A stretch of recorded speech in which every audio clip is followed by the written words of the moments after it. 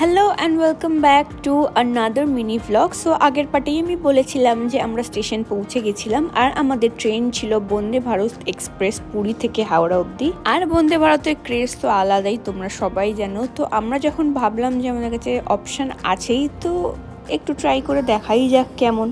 তো প্রথমে উঠতে না উঠতেই আমাদেরকে একটা জলের বোতল দিয়ে দেওয়া হয়েছিল, যেটা এখন 500 ml করে দেওয়া হয়। আর যেখানে বসেছিলাম সেখানে লেগ স্পেসটা ভালোই ছিল, আর যেহেতু আমার পায়ে ব্যথা ছিল তো আমার এত বড় লেগ স্পেসে খুব সুবিধাই হয়েছে এতক্ষণ ট্রেন জার্নি করে, যেহেতু বসে ফিরবো।